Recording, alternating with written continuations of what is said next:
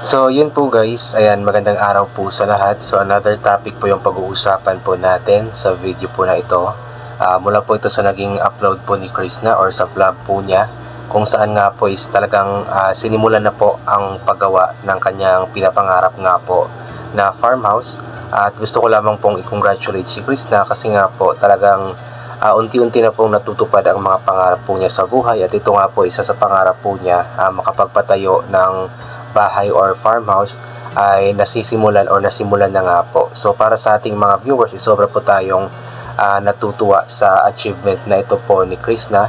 At masaya po tayo syempre dahil nga po nakikita po natin siya na masaya nga po sa mga nakakamit po niya sa kanyang buhay. At sabi po ni Krishna talagang hindi daw po niya magagawa ito ang makapagpatayo po ng kanyang pangarap na farmhouse kung hindi po dahil sa ating lahat. So nagpapasalamat po si Krishna unang-una sa Panginoon kasi nga po ang Panginoon po ang may plano sa lahat ng mga bagay na nangyayari nga po sa kanyang buhay. Pangalawa, nagpapasalamat po siya at hindi daw po siya magsasawang mapasalamat po kay Sir Paul dahil nga po si Sir Paul po yung ginamit ng Panginoon para nga po ay matupad po itong pangarap po niya kasi nga po nakilala si Krishna sa social media dahil nga po sa tulong ni Sir Paul, kaya hindi po magsasawang mapasalamat daw po si Krishna kay Sir Paul. At nagpapasalamat din po siya ng malaki sa ating lahat na sumusuporta po sa kanya, sa mga viewers po, especially tayo pong mga hindi nag-i-skip ng ads kasi nga po malaki po ang naitutulong po natin sa kanya kasi inuulit ko palagi na kumikita po ang isang vlogger like Krishna dahil po sa panonood po natin sa vlogs po niya at hindi pag-skip ng ads.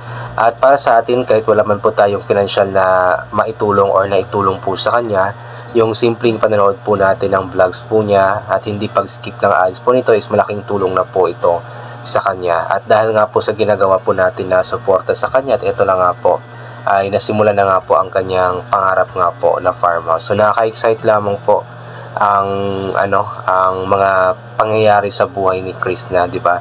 Nakaka-excite po at alam kong mas lalo po tayong magiging excited kapag mabuo na talaga ang farmhouse po na ito, kapag nakita na po natin yung resulta ng paggawa po nito. So abangan po natin, siguro mga nasa isang buwan or mahigit po ang paggawa ng farmhouse po na ito, and hoping na magkakaroon po si Krishna ng update araw-araw. Sabi po niya na gusto nga daw po niya mag-update araw-araw pero nahihiya nga daw po siya na mag-vlog kapag maraming tao. Pero alam ko naman na ma-overcome naman po niya ito since farmhouse naman po niya ito. So may karapatan po siya na i-vlog po ito, di ba? So abangan po natin iyon. And si Krishna din po, sila pong pamilya na naniniwala po sila sa pamahiin po pala na kapag nagpapagawa ng bahay, yung poste po nito sa ilalim is lagyan po ng coins.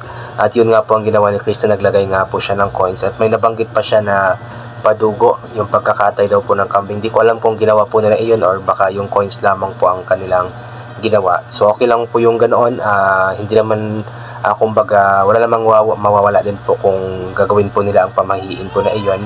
At yun naman po ang madalas na ginagawa rin po talaga ng mga tao, di ba? Especially mga Pilipino, mga ninuno po natin. So wala namang mawawala kung gagawin po nila.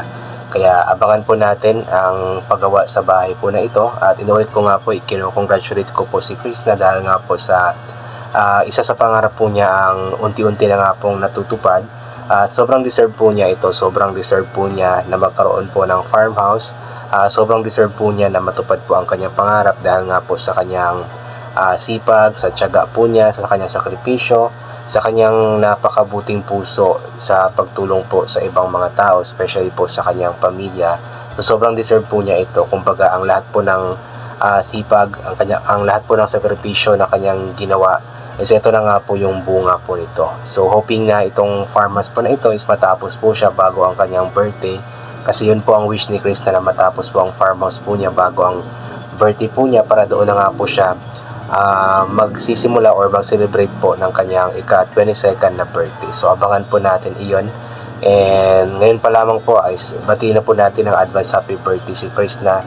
At isa itong malaking regalo po para sa kanyang sarili, itong pagpapagawa po niya ng farmhouse. And hoping na yung iba pa po niyang mga pangarap is matupad din po. Alam ko na medyo magastos nga po itong pagpapagawa ng farmhouse, pero alam ko naman din na pagkatapos nga po ng lahat ng hirap, lahat ng sakripisyo, lahat ng gastos na ito, kapag nakita na po niya yung resulta po ng kanyang ipinagawa, is alam po na mawawala po lahat ng stress, lahat ng iniisip po niyang gastos, ganito, ganyan. Kasi nga po, nakita na po niya ang resulta at alam kong sobrang magiging maganda po ito. So ito po, basahin po natin yung ilan po sa mga komento. Mula kay Blandina Disano, good evening, Peking Koreana. Nice to see your farmhouse ay simulan na. Thank you, matupad na unti-unti pangarap mo. God bless, Krista. Yan, sobrang dami pong natutuwa po. Hindi lang naman si Krista ang masaya po dahil nga po nasimulan na ang kanyang farmhouse. Maging tayo pong mga viewers, sumusuporta po sa kanya, nagmamahal po sa kanya. Sobra din pong natutuwa dahil nga po, kumbaga dati is bukang bibig lamang po niya itong farmhouse po na ito. Sabi po niya na magpapagawa siya ng farmhouse dito, ganito, ganyan, ang mga plano po niya. So ito na nga po ngayon, sinimula na talaga ang kanyang farmhouse. So kumbaga step 1 na ito sa kanyang mga plano po doon sa kanyang lupa. From Clifford Morato, thank you Lord na simulan ang farmhouse ng ating Peking Koreana, Krishna. Ang saya guys, pati ako excited para kay Krishna. Opo, excited po tayong lahat para kay Krishna. Excited po tayong makita ang resulta po ng kanyang pagpapagal. Ano ba yun?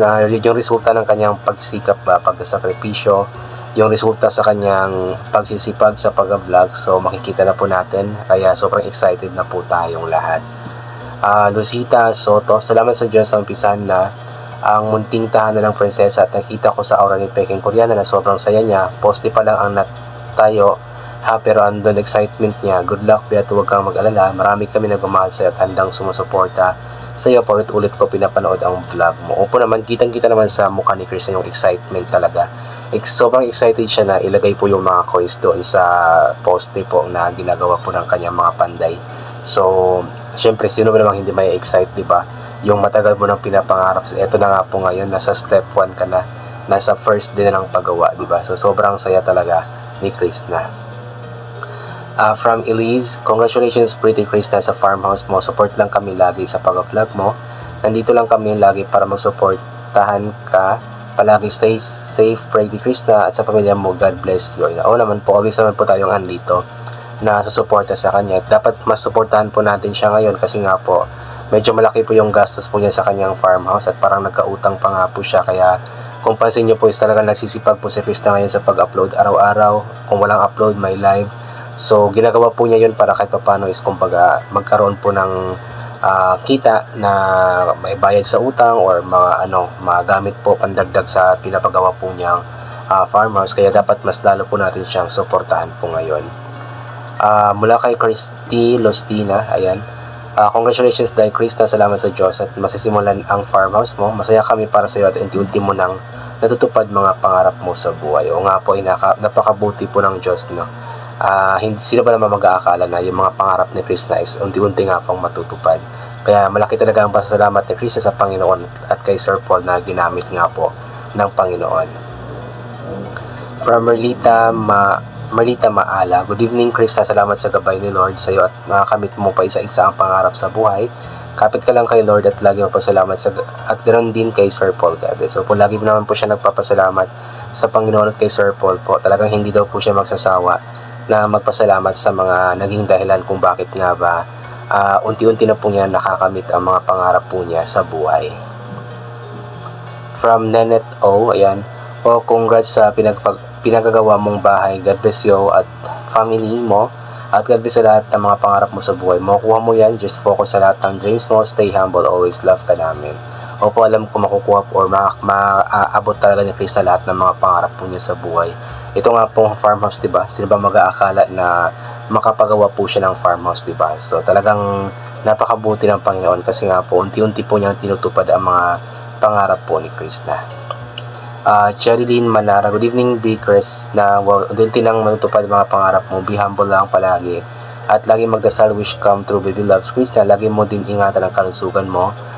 May isa na ikaw natupad baby loves ni Sir PJ, may pang-apat pa ikaw na wishes mo be Krista na para sa mga magulang mo at sana matupad lahat ng mga wishes mo kasama silang lang mo. Yung sa mga magulang po niya, alam kong matutupad din po iyon balang araw. So ngayon is dahan-dahan muna, unahin muna niya itong pangarap po niya para sa kanyang sarili, itong farmhouse po. Then later on, kapag makapag-ipon pa ulit, kumbaga magkakaroon ulit ng pera. So alam ko naman na part ng plano ni Krista yung patayuan din po ng sariling bahay ang kanyang pamilya, ang kanyang mga magulang. Kaya abangan din po natin iyon.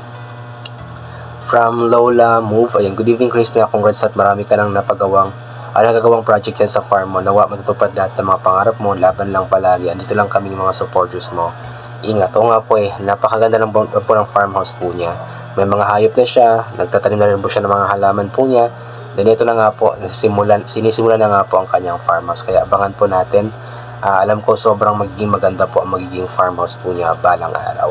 So ito po, I think hanggang dito na lamang po muna ito. God bless po and bye for na po.